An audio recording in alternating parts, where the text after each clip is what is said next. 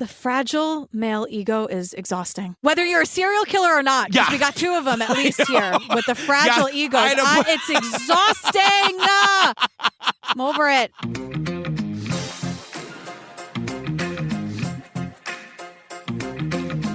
Hi, Julia Benzavalli. Hi, Patrick Hines. Bam! Look, I'm going to say it until it's over. Come see us at Obsessed Fest. Yes, please. 2,200 of your friends are coming, fam. This is a community event. It's all about making new friends. If you're coming alone, tell them to come alone. Come alone, because you're not really coming alone, because everyone is going to make friends with you. And we're doing a lot of other events for solo travelers. Exactly. So you can all meet each other. And also, everyone's really nice, so it doesn't matter. We see it all across the country. Every time we do a live show, people come by themselves and they leave with 30 brand new best friends. Yes, that's absolutely true. So come to Obsessed Fest, obsessedfest.com to get your tickets. Join us on the Patreon. Over 350 full ad-free bonus episodes. So download a bitch right this second. We're talking Worst Roommate Ever, that Gacy thing on Peacock, Murder Among the Mormons, The Vow, Heaven's Gate, Don't F with Cats, The Tiger Jakes, King, Lorena, Staircase, Serial Season 1. It's every single thing that's ever been done on like Netflix, Hulu, HBO Max, all the streaming services. It's there. Yeah, and I have to tell you what we're doing now and what's coming up. I know. I'm just saying. I know. Oh, Love Fraud? Oh, Love Fraud. The next thing we're doing is Bad Vegan. We're doing Bad Vegan. I'm just going to tell you now. We're doing Bad. Finally. 2 last things. Join the Facebook group and follow us on TikTok, because we are creating crazy content on the TikTok. On the TikTok. It's True Crime Obsessed Pod on TikTok.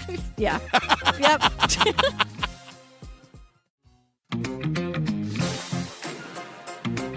All right, girl, tell the people what we're talking about today. I know. Green River Killer, Mind of a Monster. Now, this is one of those documentaries where we have to hear from the piece of shit. So I would like to make a request that we avoid hearing from the piece of shit as much as possible. And also, I want to call him the killer. I don't want to use his name. Wonderful. Yeah, we'll say it. Yes, we'll say it one time, and then all through the rest of my notes, I called him the killer. Wonderful. Yeah. The other thing I want to say, ID, well done. ID does a really good job with these documentaries. I feel like in this documentary, we meet a lot of terribly fragilely egoed men. I mean, but we meet so many amazing badass women. So many amazing women. This documentary is stacked with women who are amazing. I knew nothing about this case at all. I'm going to go home and wash my brain. I know. I'm going to get in the shower and put all the water in my ears to wash my brain. Ooh, it's another hot. We're like, oh, BTK, what a piece of shit. Real hot take from Jillian and Patrick.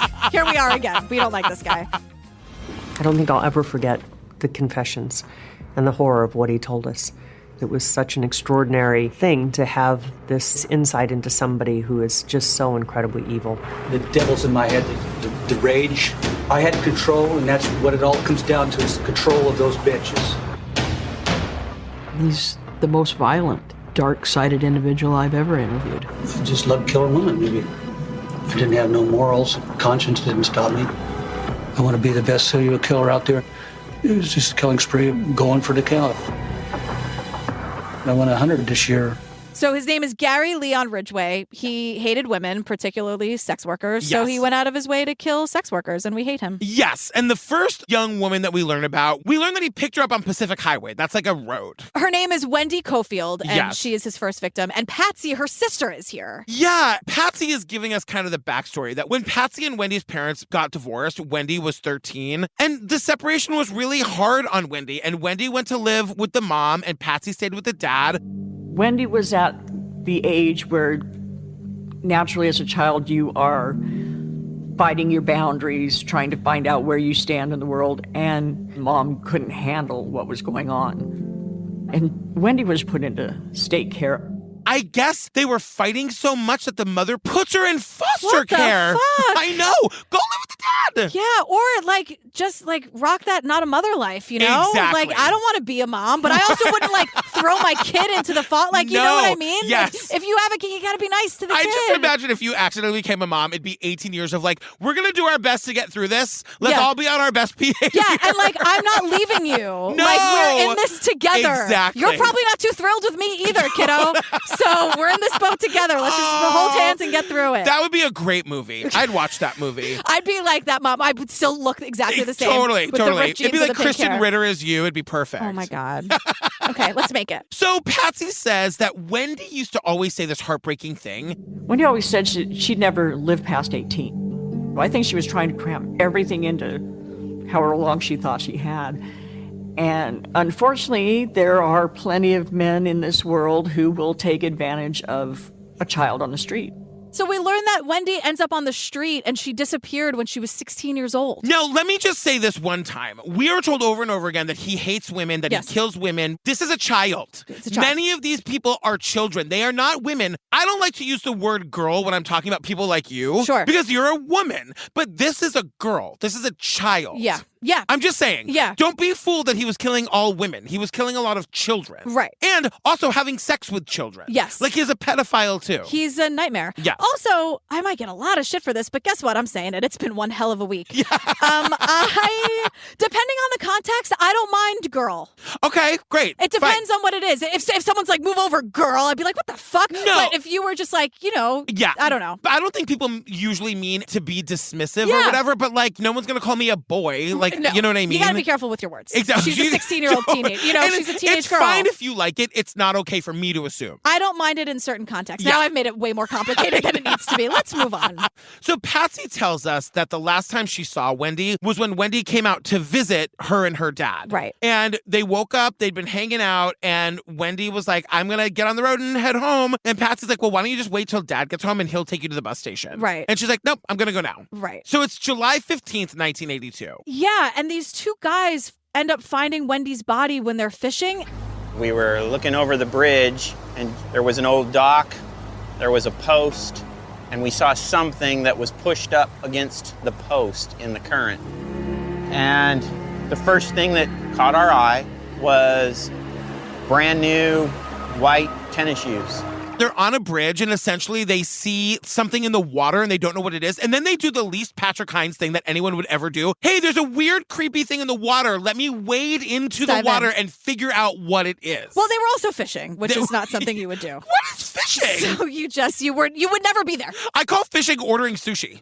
It really is the freshest kind of fish. It is and it's already cleaned and everything. Oh my God. I never even considered where it had come from before that. It looks different in the water.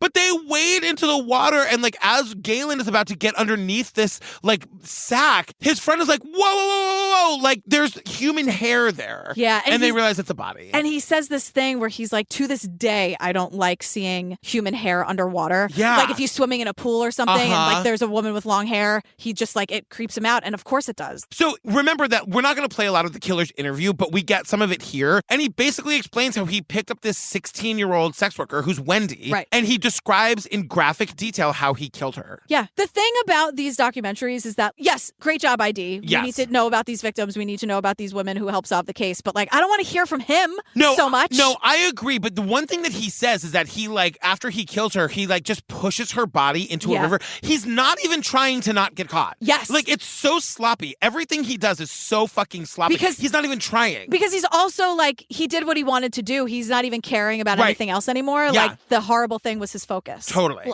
Well, pull over and let the women do the work because Detective Faye Brooks is here. I love Detective Faye Brooks. Her too. And she really, she's here to give us a lot of really hard information. I'm It's just going to true. say it, you know? And she is also here with facts. Yes. And badassery. And pictures. Like all of the pictures of the victims are laid out in front of her. Yeah. So we learned that Wendy was found almost naked. She was strangled with her jeans. Yeah. And it's clear that Wendy fought for her life. Yeah. I mean, she had a broken arm, and Sister Patsy is back to say she hopes that Wendy fought for her life. Like Wendy was a fighter. Yeah. And Detective Faye's like, hey, Patsy, guess what? She 1,000%ed. Exactly. So by August 15th, 1982, 4 more women are pulled from the same river, the Green River. Yeah. And Detective Faye is like, it was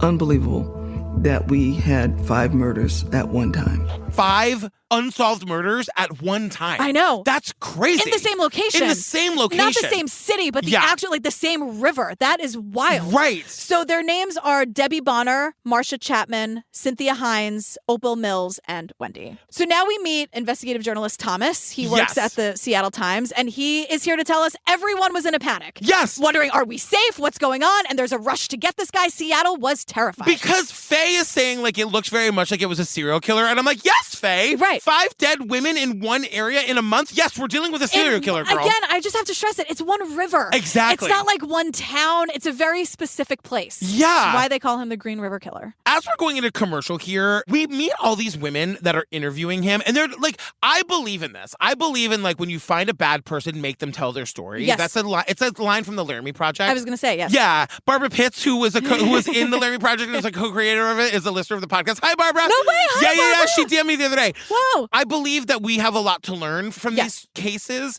but, like, we see him telling these women how he just, like, loved killing women. Yeah. And he just needed to do it. And I'm just like, how do you sit there and listen to that? And I'm saying they're great at their job. That's how they do it. Well, So, like, one of those women is Patty Eakes. Yes. She's a prosecuting attorney, and she's one of the people who interviewed this guy back in 2003. Yes. So long after the murders, after he had lots of time to sit and think about what he did. Yeah. And, like, we get this whole thing where she's like... As we were interviewing Ridgway, one of the things that we tried to do was try to understand a little bit of his background, because we thought that perhaps it would help us understand why he had become a serial killer. We needed to understand his background, and I was like, I know we have to do this, but I hate it. He was an angry kid. He struggled in school. This created rage in him. Exactly. Boo-hoo. And I'm just like, I don't want his backstory. I know it's important. I know it's germane to the story, but I don't want it. But what's important here, I think, is that, quote, everyone in the neighborhood knew he had a history of abusing animals. Perfect. Right. That's what I said. Perfect. I was like, if you know, like, and I'm not blaming the neighborhood kids, but if you know somebody's doing that, can't you tell a grown-up and make him stop? Right, like Bruce, the next-door neighbor. Well, Bruce is that guy who tells every single person he meets that he lived next door to the Green River Killer. Which is exactly where he lived. And so he says, Bruce, you're right on that one. Thank you. So he says... When I was growing up, living next door to the Ridgway family, I felt like I had a front row seat to what went on over there because my bedroom window faced their house. I never stepped foot in that house, and I didn't want to. There's evil right next door. I had a front row seat of what was going on over there, to which I say, and no one did a thing. Nope. And also him saying I had a front row seat is a line he's workshopped. Oh, yeah. You know, that's where he landed. That's how he describes it at a barbecue. He's got to give his 2-minute elevator pitch. Right.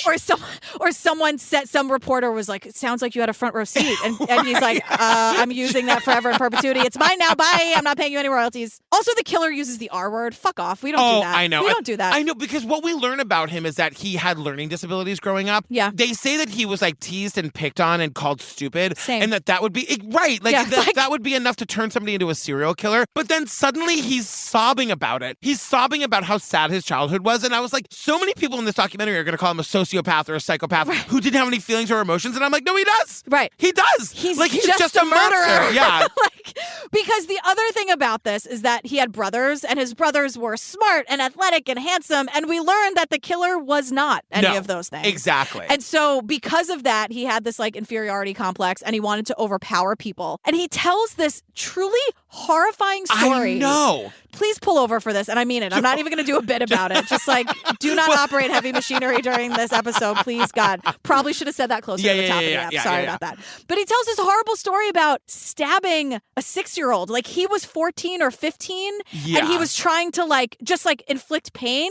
And he was saying, he was like, yeah, I hope he died. And I was like, hey, Gary, hard same about you, you killer. That's what I feel about you. I hope you're dead. But it's also, like, some adult needed to know that, like, I don't know. I just feel like there are a lot of red flags when you look back that you feel like some grown-up should have seen. Maybe you know one what I mean? of his brothers, like, who probably hated him because he wasn't as, like, cute and athletic, which is fine. But, like, there's no one. He had a big enough family that there was cute or athletic. If you come to a live show, I show all of my pictures from my high school years. You're adorable. Stop talking about my friend Patrick You can that way. see how not cute or athletic I was. Untrue. I was a lot of fun, though. You were very cute. I can't give you athletic because I don't lie to you. I don't lie to my friends. I can never give you athletic. I wasn't athletic. Cute, I'll give you any day of the week. So much spunky. I'll go with spunky. I'll give you cute. I'll give you handsome. I'll Thank give you all of them. so much. Athletic, you're never going to get from me. I'm sorry.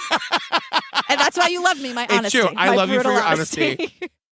So the next victim we learn about is a girl named Giselle Lavorne. Giselle Lavorne was from California, and she'd run away sometimes, just being a teenager. One day, she told folks that she was going to go turn a trick or two or three and be back soon, and she never came back. Someone someone says she'd run away sometimes, like a teenager. No. No. Don't perpetuate that. No. Don't ever, when someone says my 16-year-old ran away, the response shouldn't be, they do that. Exactly. That's a great age, 17. Right? They're always running away. I don't care if true, false, or not. Just don't perpetuate that. There Stop it. are times that I'm going to bed that I look at our front door to our apartment that I'm like, it's going to be uncomfortable to sleep in that spot for the 4 years of Daisy's in high school. Oh, right. That's a real hard ground over there. Wonder if I can get a mattress. Daisy? It is around the corner. Let me speak directly to my daughter. Okay. Daisy, you can have all the freedom you want as long as you earn it. As long as you don't lie to me, you do reasonably well in school. That's totally fair. You fill me in, you answer my questions, you can have all the freedom you want, girl. You will have a reasonable curfew. Of course. And you will meet that curfew. Yeah. And when I call you, you will answer. When I text you, you will text back. And if you do it, I won't be annoying about it. That's it. Right. If you have an open dialogue, I agree with you 100%. Yes. I'm not allowed to have an opinion. I'm not a parent, but I was a kid with Also, parents. you were 14 and your parents were sending you to bars. So enough. But I called them all. They knew where I was. They knew the parents of the friends I was sleeping. I wasn't. They knew the bartender. It was fine. It was Johnny. He was fine. He was a good guy. No, his name wasn't Johnny. I don't remember his name because it was so long ago. Not because I was drunk. You're just proving my points left and right. But what we learn about the death of Giselle is that he had these places he would take his victims that were like near airports, like in the woods. It's awful, but it's true. And he would take them and kill them while the airplane was flying overhead. To like drown out the sound. To drown out the sound. He's a monster. And so Detective Faye says, look. We had 6 women murdered, all strangled, and all either close to or in the same general area.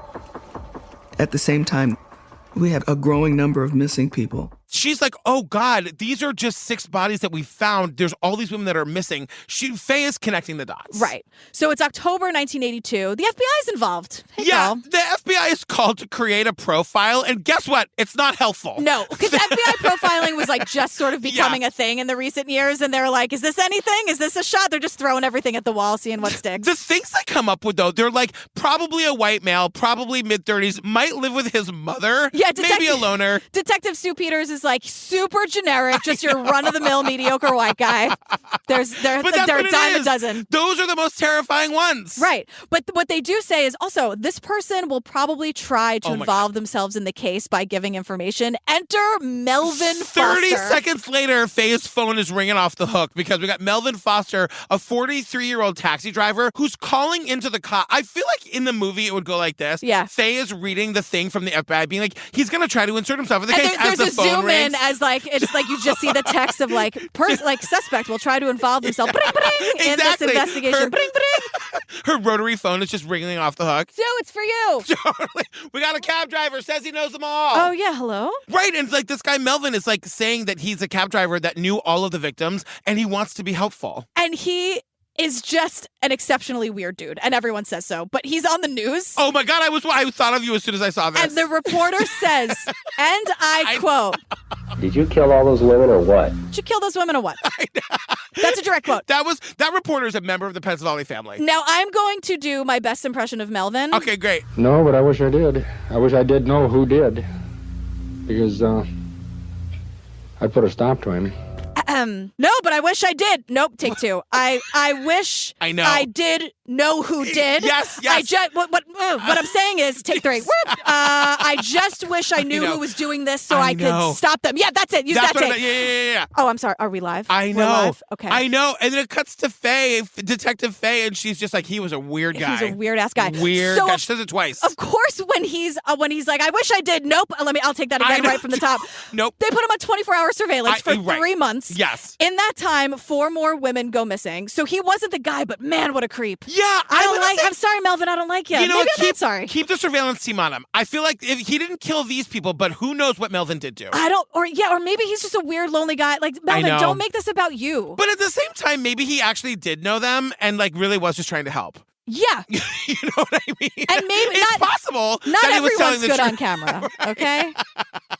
Yes, that was a very Freudian slip. Also, we're by Slater-Kinney Road. I'm like, oh, hey, Riot Girl. Slater-Kinney. Fun. Yeah. But wait, now we're going to a town called Wasteland. Well, that can't be right. Well, it is right. I know. I saw it on the same screen. We go to a place called Wasteland. It's 8 miles north of Seattle. I said, Wasteland?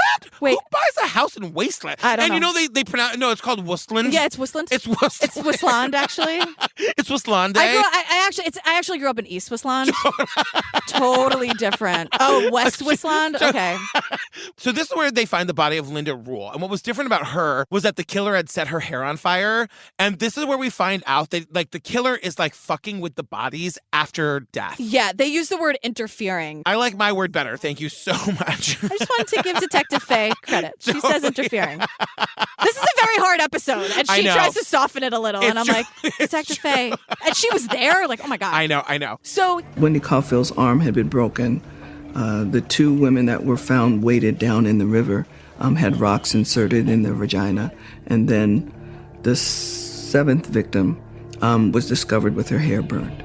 what he was doing was he wanted to make them ugly or like do something that could take away their beauty or take away their power or take away their womanhood or take away something. Yes. Because taking their lives wasn't enough. Right. So he had to like destroy them even more. Yeah. Moving on, we learned that from March to April 1983, 6 more women are reported missing. And then 10 months after Wendy, our first victim, 18-year-old Marie Malvar is reported missing also. Yeah, and this story is bananas. Yeah. We learned that the last person to see her alive was her boyfriend, and he saw her getting into a pickup truck. Now, Marie was doing sex work. I don't know if the boyfriend knew or not, but he's not happy that she's getting in this truck because he follows them.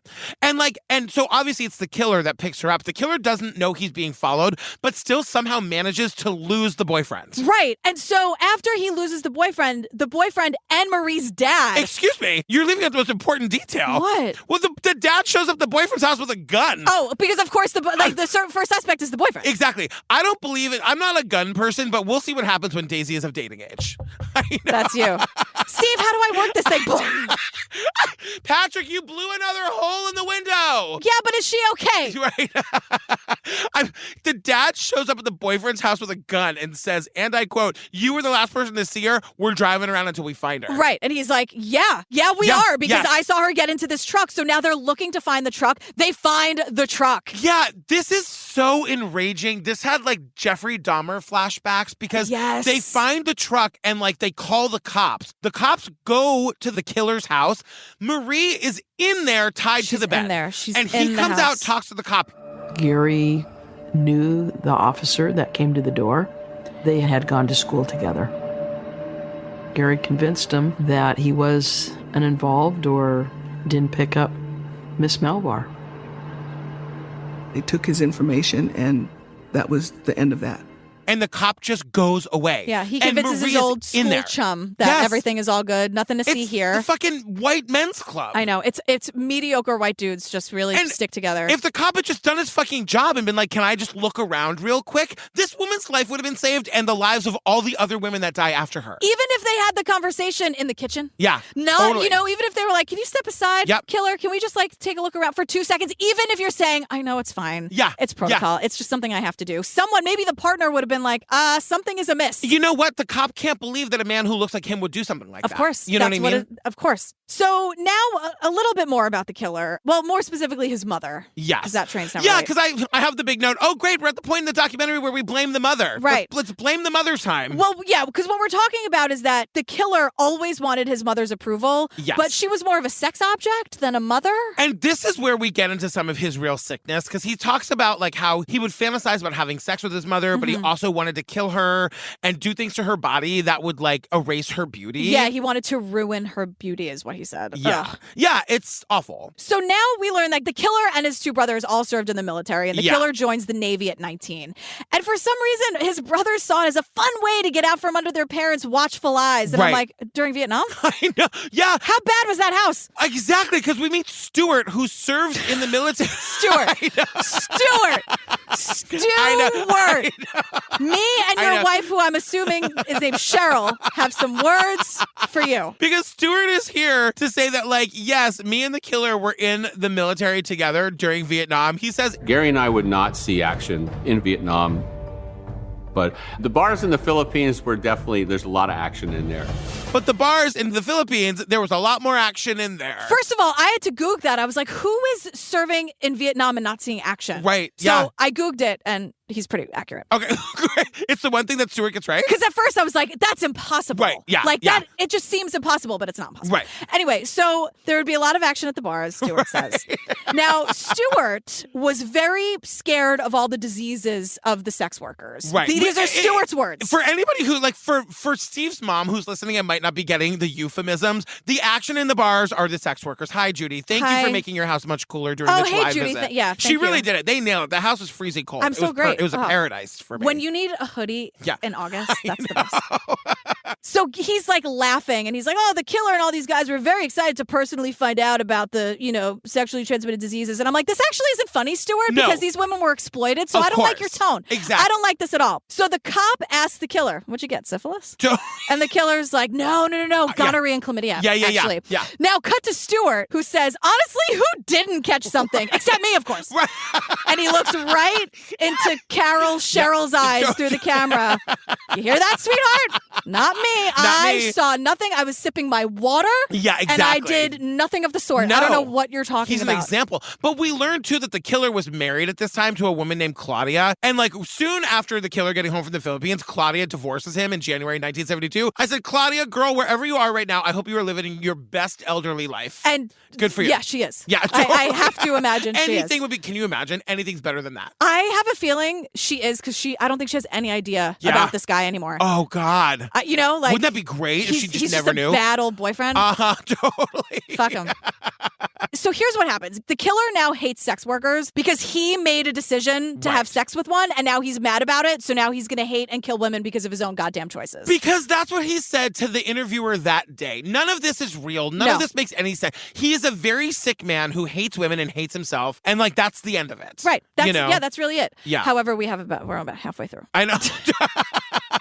So Gary gets... Stay tuned next week. The killer gets divorced in 1972, and he marries Marcia Winslow the next year. They're together for 7 years. They have a son named Matthew. Now I'm going to pause here. Okay, good, because then I got something to say about this. Because they blur Matthew's entire face in the school photo, and at that point, don't even show the photo. Or say his name. My thing is, like, they blur his face, but they say that guy is so Googleable. I found him in 4 seconds. Did you? Based on the information I had from this documentary. Oh, ID. Don't blur the kid's face and then let the killer say his fucking name. But we are also being told... Often what we hear about serial killers is that they tend to be loners, or they tend to be people who don't have long-term relationships. Ridgway was the anomaly that way. The killer is an anomaly because he was married to this woman, Marcia, for 7 years. But so was Joseph D'Angelo, the Golden State Killer. Well, I didn't say it. They said it. Why are you mad at me? I'm not mad at anybody. I'm mad at the killer. So much. But anyway, Marcia dumps his ass in 1981. She gets rid of him. She divorces him. She takes the kid. And now, of course, the killer hates her because he says, I wanted her to be my mother, and she didn't like that. Men, listen up. I kind of want you to be my mother. Don't do that. Okay. We're not your goddamn mothers. No. Stop it. It's true. Stop it. And if you want someone to be your mother, that's your shit, and they're not going to... You have a mother. It's true. The point is he wanted her to, like, cook and clean, and when she wouldn't do that, he would choke her. Yeah, or do, like, only that. Like, exactly. Of course this guy had these impossible standards for her to meet and all these expectations. It wasn't like, oh, she, like, made a mess and then didn't clean. You know what I mean? Of course. It's these impossible standards, and I'm on the killer's side. Right, can you imagine? But I love how Marcia was like, dump your ass, I'm out of here. No, fuck that. But the thing that makes me crazy is that he still gets visitation with his son. Yes. Now, like, of course they don't know that he's a killer or is about to become a killer, but, like, he's a fucking awful... the kids are all so vulnerable to me. It makes me so scared to know that she has the presence of mind to leave him because he's abusing her and choking her and, like, attempted murdering her. Right. And he still gets to, like, see his son. I don't know how that works. Yeah. It shouldn't work that way. No.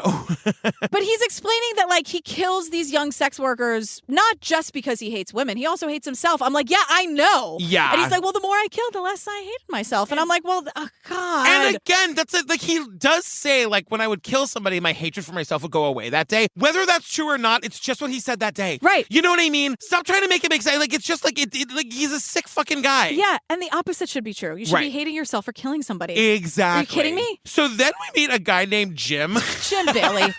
Jim Bailey used to work with the killer. Jim Bailey worked with the killer at a place called Kenworth Truck Company or whatever. On first impression, nice guy. At work, Gary was probably my closest friend because we had such a connection. We went through training, and I always looked up to him. When I started training, it was right after his divorce. But as far as I'm concerned, Gary was a happy guy. Laugh at your jokes if you told him. Hey, if you told the killer a joke, he'd probably laugh at it. I mean, everybody that we meet is like really looked up to the guy, really wanted to be like him. And to which I say, Jim, have the presence of mind when the documentary crew shows up to your house to at least pretend that, but like something was off. Right. Say that. It's so rare, but it does happen. Yeah. Like every once in a while, we get like a sister or a friend being like, and I'm telling you, I want it on the record, I never liked the guy. Exactly. But that doesn't happen enough. No, and it's always like the men that forget to say it. It's like, you're here because this guy killed like 100 people. Jim's like, he laughed at your jokes. If you were to tell one, he was a great audience. Jim, you're focusing on the wrong details. Oh my God. So we'll come back to Jim later, but now we meet this woman, Sarah, and she's the daughter of a woman named Carol Christensen, and this is so heartbreaking. Right. Sarah's here to say her mom was a victim of the killer, but not in the traditional way. She wasn't a sex worker, but she describes her mom. My mom was a ray of sunshine. She had a beautiful smile, and she was very attractive, and he probably did see something in her. She lit up a room, essentially. Everybody loved her. Yeah, because what we hear is that the killer, this was like his one victim that he actually had feelings for. Exactly. And Sarah's here to say, yeah, my mom was a 10 across the board. Exactly. So, of course, he had feelings for her. Yeah, and Sarah's saying that her parents had just gotten separated. The mom got a job at a bar to make ends meet. And this is where she meets the killer. And, like, the story is, like, they're dating. They go on 3 dates. He's, like, spending the night. And Sarah tells us one morning they're having sex, and she was working a double fucking shift that day. Yeah. And needed him to hurry up and finish, and he didn't like it, and so he knew he had to kill her. His fragile ego just couldn't handle it. I mean, my God. I mean, hurry up. I gotta go to work. Who hasn't had that conversation once or twice? I know. No, can we just like... You're looking at the clock? Okay.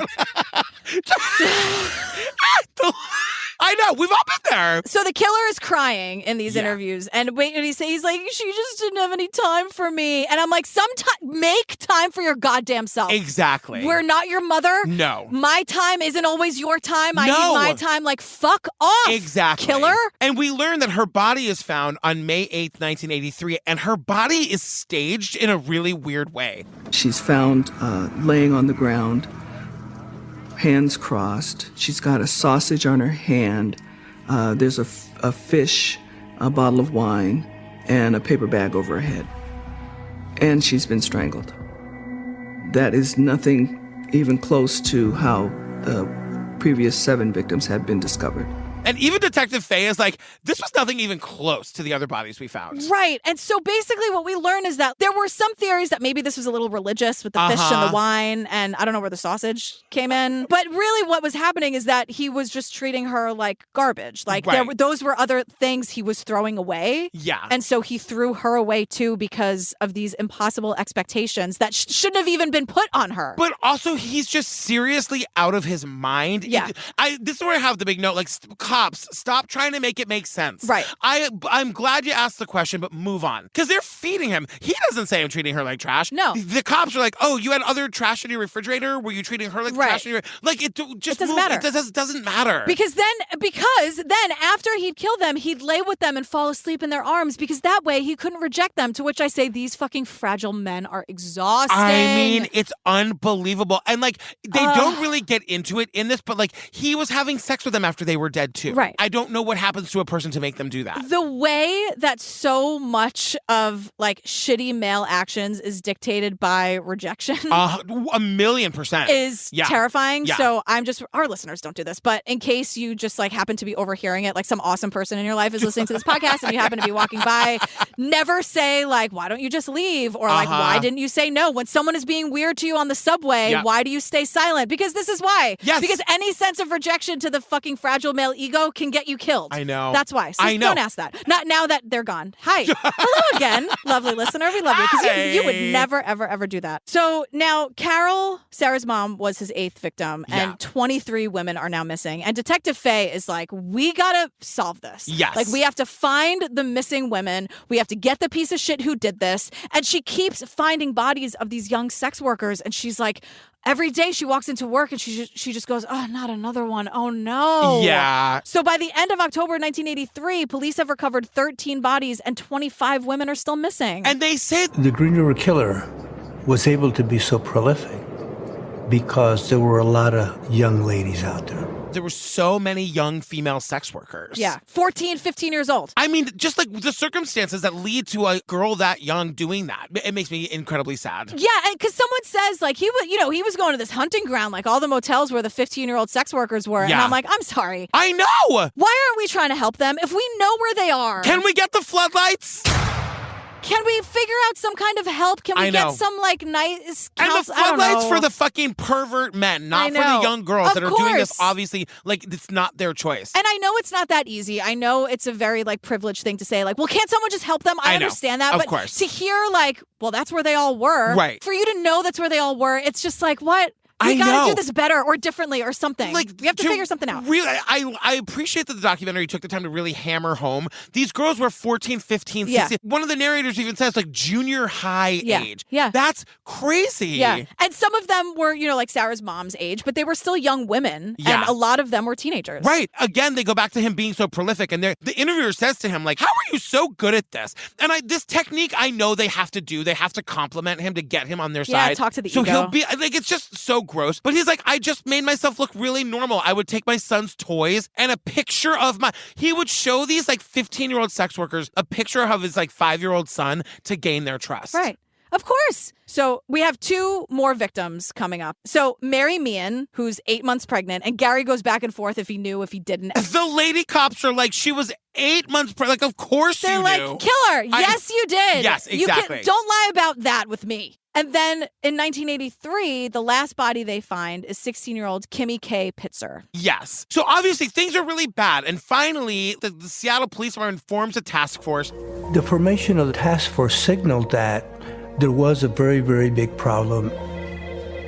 Oh my gosh, 55 officers, all these resources. They got to catch this guy. 55 officers are assigned, lots of resources, but everyone pull over because now it's time to meet Shalene Horton, who was the killer's across the street neighbor. Like, where all the bodies, Shalene. like she moves next to the Green River and across the street from the killer. So so this is so terrifying because the victims were often brought there. Yes, and killed in the house. And then discovered, so like on one side of her house. Yeah. It's where the horrible things were happening. And on the other side of her house, the bodies were being discovered. She was actually in the middle of it. And, like, to move into this neighborhood in the middle of, like, 50 women going missing and all these bodies showing up, it's crazy. And she says, she's like, once again, very basic, nothing special. He totally flew under the radar. Also, that house is still standing, even though he killed, like, 20 to 30 women in there. Shalene is standing in front of the house, and she's saying, like, she's standing in front of the house. This is not a historical site. Knock that shit down. Burn it to the ground. What are we doing? I know, burn Seattle? it to the ground. Because in the Worst Roommate Ever on Patreon, where there's like a historic house where all these men were killed, and they can't knock it down. You can knock this one down, Seattle. It's a shitty, ugly little house. And listener who lives in that house, if you live there now, I don't mean to insult. I'm not insulting you. No, they started packing 40 minutes ago when this episode started. I mean, can you imagine watching this documentary and you're like, wait, that's our neighborhood. Wait, where's she walking? Wait, Shalene? Oh, God, right. And you're watching it as Shalene's out mowing her lawn or watering her plants. You're like, Shalene. There's like 20 to 30 women were murdered in that fucking house. Who buys that house? Burn that house. But the statute of limitations of if you need to know about that is my probably God. gone. But like, how is that not famous? I mean, everyone in the that neighborhood town, right? 100%. Burn it down. There are definitely people who like don't care. Like that's a real thing. Well, that's a problem. That is a problem. I'm judging you a little. I agree. I'm sorry. I try not to judge anyone, but if you're just like, oh, only 30 women? I know. That's cool. Where do I sign? Absolutely. Nope, absolutely not. So by the start of 1985, the investigation has been running for 2.5 years. They said, the Green River Killer's gone. Flat out. The killings have stopped. So there's all sorts of theories that maybe the killer is in prison. Maybe the killer has died. We don't know. He stops, but not before telling us in this interview he wanted to be the best serial killer in the world. He was doing it. He literally says, I was just going for the count. And in the meantime, he marries Judith Lynch. So he meets this woman, Judith, in this like Parents Without Partners group, which I'm assuming is the 1980s equivalent of Match.com. It's like a singles parenting group. Yeah, remember About a Boy Spat Single Parents Alone Together. This would be adorable if we weren't talking about a serial killer. 100%. Because they meet at Parents Without Partners. It's a dance. Yes. They fall fiercely in love. And they do. Everyone is saying like Judith and the killer loved each other. And the killer, so that's what made him stop killing. Yes. Is that he marries Judith. Yeah. And so, but at one point, the killer is explaining that like Judith made him want to stop killing. Yeah. And one of these cops is like, oh, right, that magical Judith. Let's not mock Judith. No. Who I assure you has been through enough. Don't give me that tone. Oh, magical Judith. She was. And I'm not mocking Judith. I'm just saying that like we're told when they meet, he's 36, she's 41. We see a picture of them. They both look like they're in their late 60s. I know. Like just the 80s were rough on people. There's also, they did a little like boudoir shoot because when we learn the horrifying fact that like Judith was sleeping in the same bed where he was committing these horrible crimes, she's like lounging in this like really sexy silk nightgown. Like the timeline is he murdered all these women in that bed and now Judith lives in the house and is sleeping in that fucking bed. Right. So let's cut Judith some slack. Cut Judith some slack. He tells the story about waking up in the middle of the night and seeing like the spirit ghost of one of the women and like wanting to burn the house down. Like, can you imagine? So he wanted to burn the house down, but the county didn't. How does that work?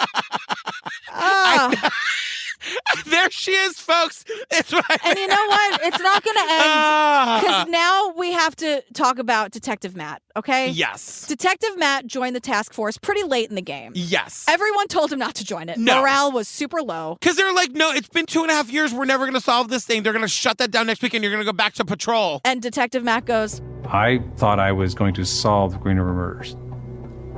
And that is a huge ego. And yes, I have a huge ego. Thanks for asking. I mean, I kind of like this guy. I kind of like Detective Matt. Come on. What, you don't like him? He ditches the whole task force because of his fucking fragile ego. He was who I was talking about at the top, where I was like, sometimes they're serial killers and sometimes they're just dudes. See, I'm telling you, I would join a cult. I was watching this thinking, like, I would join Sarah Edmondson's cult. There's no way I wouldn't. But see, it never starts out as a cult. I know. You don't join a cult, you join the MLM, which is a cult. We were in an Obsessed Fest planning meeting the other day, and I was like, are we a cult? Did we become a cult by accident? What made you think that? I don't know. Okay. I don't know. Just a feeling? Yeah, just a feeling. Great. Just like so the answer is yes. 2,200 people in one room, like because we asked them to come there. Are we a cult? Looking at you. I know. Yeah. Wait, I can't wait for that. Oh my God. I know. You can't wait. Things are going to be different come October 1st, and I don't know what that means. I just know it's all going to change. Oh, it's going to be so good. As we're getting to the end, we learn about 21-year-old Kimberly Nelson. Her skeletal remains were found on June 14th, 1986, and a woman named Paige is identified as being the last person to see her alive. And Paige has information. She believed that her friend got to a vehicle with a male. And he's driving the maroon truck. The maroon pickup truck kept being described and reported over and over again. Because he's picking up all of his victims in the same place, this maroon truck has been noticed and has been reported a lot of times. Yeah. So they take Paige downtown and they do like a forensic sketch of the guy. And when we see his mugshot, it's kind of dead on. Yeah. Which never happens. Never happens. Remember the egg face from Madeline McCann? It's all I can think about with the bangs. Egg face and swooped side bangs.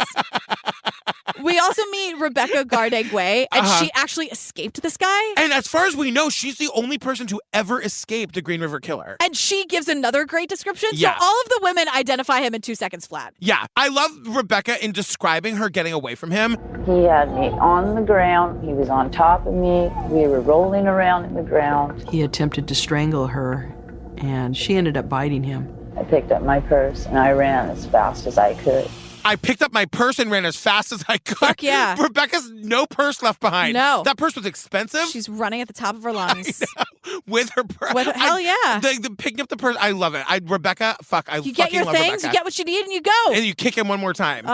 Right in the face. face. The way they find out that he's like the killer, they start going through the files of like men who've been arrested for like either being Johns or like abusing sex workers. And they come across his photo, the killer's photo, and they compare it to the sketch. And it's like a fucking dead match. Right. At first I was laughing. I said, that looks nothing like him. And then I saw them side by side. I was like, oh my God, it's like a photograph. Right. So we got him. We got him. Kind of. Yeah, don't get too excited. I know, not yet. So it's 1987. They get a search warrant for his house and his cars. But they also haul in Judith, his wife, for questioning. Yeah. Judith was working at a daycare. I screamed at the time about, look, as a former 7-day-long daycare owner. That number gets smaller and smaller every time we tell that story. I remember lying to the parents, being like, the building is shutting us down. Yeah. Oh, fam, of course. I wrote the whole chapter in my book. I hope you're excited for my forthcoming memoir, Failure is Not an Option, which is what it's really called. Did you make them like apply and go through this whole process? No. You just took anyone who walked in the door? We had open availability. The parents came in. By day 2, I hated it so much, and we had to shut the thing down by the end of the week. But I'm just saying, the wife of the most prolific serial killer in American history worked at a daycare. Oh my God. I can't wait to meet either a parent or child of someone who was in your care for 2 days. Let me tell you, you know somebody who came and worked there alongside me. Our mutual friend, Daisy Egan, would like come. She was, she would move back to the city. She was like new in town. Oh, like, I gotta get Daisy. I gotta talk to her about her perspective on all this. Daisy, she didn't like work there. She's like came and helped me, but she was there. She witnessed like 2 of the 5 days this place was open. Yeah, they'd have some insight that I would really appreciate. Hello, Daisy. God, Expect Daisy. a phone call. So they get a warrant to search the killer's house and vehicles. And Shailene is back. Because, like, I love that Shailene is the neighborhood gossip. Because, like, they're, like, all the... You think she's not talking about this at cocktail parties? Please. She's workshopping lines left and right. 100%. And she, like, calls another neighbor and they're like... I just remember calling one of my neighbors and saying, what is going on over there? And she was like, I think he's the Green River Killer. I think it's the Green River Killer. Yeah. Can you imagine? No, I can't. I mean, absolutely can't. Oh, my God. So DNA wasn't a thing, right? They're looking for the smoking gun, and it's hard to get in 1987. And they aren't able to get it because they're looking for souvenirs. They're looking for anything that he would have kept that would have connected him to any of, like, the 20 victims they had. So, like, they know what to look for. And this guy was fucking meticulous. The guy's a dummy. He's an idiot. But he, like, somehow didn't have any trace of any of the victims in his homes or vehicles, DNA notwithstanding. Right. And so they don't, I mean, I'm going to say his name. It's Gary Ridgway. But they don't name him as a suspect. Right. And so, like, there were cops who actually thought he's definitely not the guy. We're attacking this innocent person. So Detective Matt is back, and he's like, I know this is egotistical. Yeah. He starts every sentence like that. He's like, but I was the only one who knew it was Gary. Yeah. So because he is so sure that it's this Gary Ridgway guy, he throws his hands up and leaves the task force. Fragile. But you know what, though? He was fucking right. But why don't you stay and put in the work and get the guy? You're going to throw a tantrum and leave? I think that, like, I mean, look, I'm not, please don't put me in the position of defending the fragile male ego. but if like, I'm wrong, tell me. No, I don't think you're wrong. I just do think that, like, when you come up against, there was no DNA evidence at the time. A lot of evidence, there was no fingerprints. I guess I'm just going to sit here and bang my head against the wall until science gets better. And then I can just, like, solve other cases, I guess. Yeah. But I'm not saying you're never wrong. You're Jillian. That's not true. I'm wrong all the time.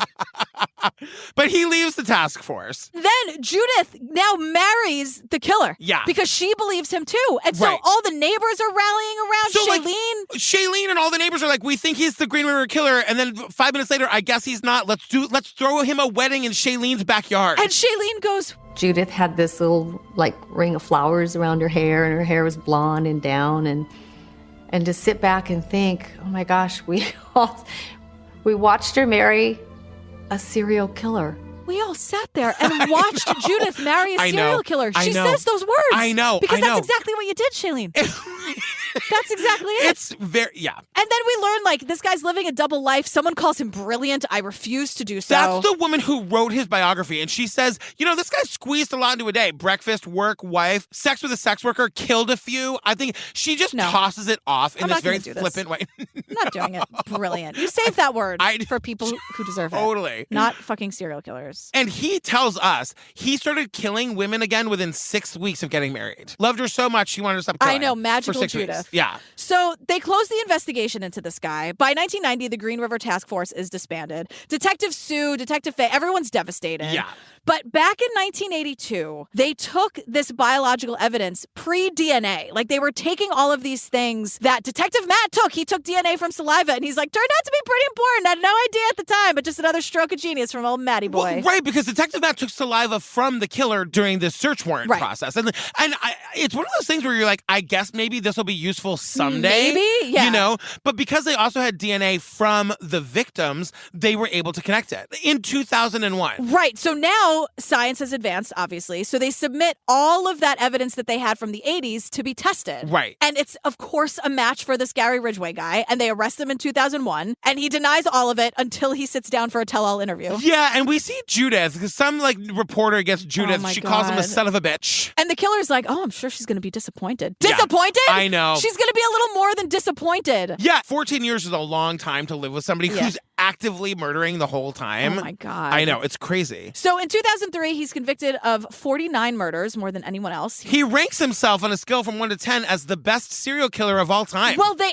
ask him. Yeah. On a scale of killers from 1 to 10, do you think you're one of the best of all time? On a scale of 1 to 10, 10 being Ted Bundy, where do you put yourself? You think you're one of the greats? And he's like, oh, yeah. Do you think I'm the best, he says. Also, don't rank these guys. Exactly. None of them are good. No, right. You can't be the best. No. They're you can't all be fucking trash. Right. Yeah, exactly. Don't ask that. And I know, I'm sure they're asking to just get him to say shit. Right. But I still don't like it. And then we learn that because women are here, thank fucking God, they decide the most important thing actually isn't getting the guy. The most important thing is bringing the victims home and providing closure for the families. Yeah. So they present him with a deal that if he will tell them everything he knows, they won't seek the death penalty. And he'll get life in prison. And he's like, absolutely. Because he can't wait to go back to these crime scenes again and tell them in detail. And that's what he does. We see endless footage of him in the car with the cops driving to crime scenes and finding bodies. And Patty Eakes, one of the women here, is saying he was very polite to the investigative team, and he would greet you, and he would say, good morning, Miss Eakes. And I would say, oh, hi, Gary. But then I would have to remind myself, if given the opportunity, he would, strangle me and have sex with my dead body. Given the opportunity, he'd strangle me and have sex with my dead body. Yeah. Patty. Yeah. Patty. So as it's ending, Detective Matt's like, look, the cops failed. These numbers are too high. Yes. And he should have been stopped a lot earlier, and we just couldn't do it. He pleads to 49 murders, confesses to far more, and there are lots of women out there that he admits to killing that will never be found. Yeah, he received 49 life sentences with no chance of parole. First time I really smiled. That makes me so happy. But I'm going to bring it right back down again because 33 of his victims were teenagers. Yeah. But at the end, all of these families get up and give him a fucking piece of their mind in the courtroom. Shit. And it is so powerful to Yeah. watch these families be in the same room as him and look him in the face or just say the words in front of him. This is what you did. You are a horrible fucking person. And we hate you. Yeah. Enjoy your 49 life sentences. Bye. We're going to Applebee's. Yeah. We're going to do our best to put our lives back together. You go rot and we're getting an app sampler.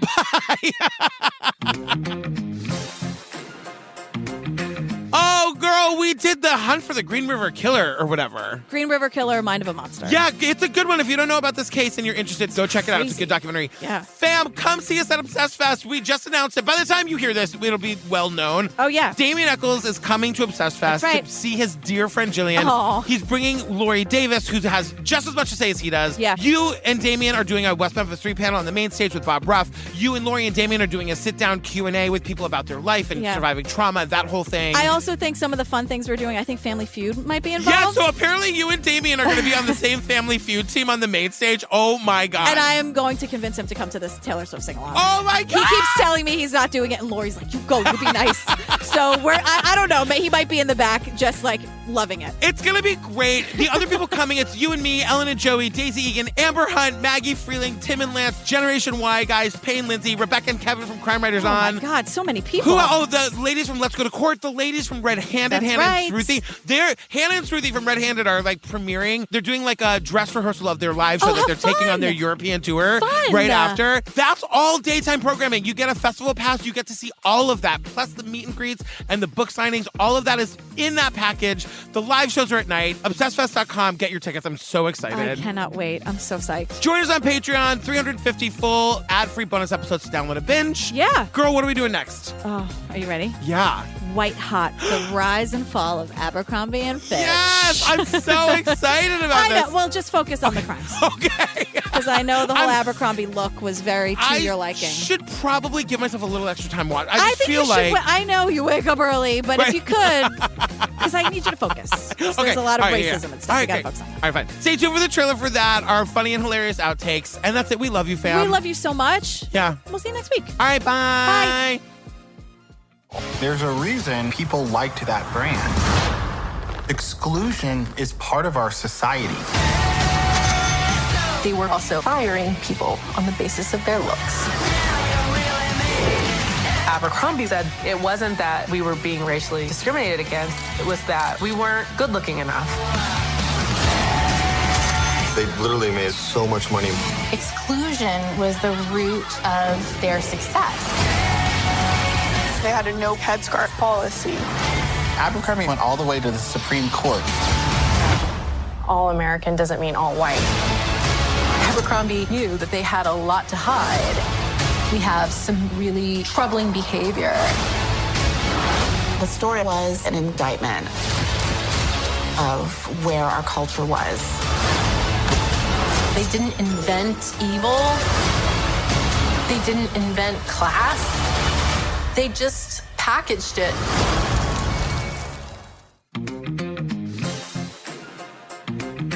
When you work for Zillow and you're listing a house in Wasteland, Washington, yeah, you think you're gonna have an easy time selling that? You find the next town, and then you say that this house is that town adjacent. That's what you say. Right on the outskirts of Tacoma. Or somewhere else. 7 miles from the airport. Right. Yeah. That's absolutely. exactly it. Yeah, his name is Galen, which I don't think went great for him in high school. Because kids are the fucking worst. Kids are so mean. But also, why would your parents, that's a beautiful name, but you're going to name your kid Galen in 1950 Seattle? Not a good idea. Kids, knock it off. Yeah, totally. Now to the parents. Yeah. Just set your kids up for success. Yeah, don't be so selfish when you're naming your kid, because remember them on the schoolyard. I know. Remember them growing up. Please just keep in mind that they have to live with that name forever when they're 13 especially. Each and every time with Steve is special.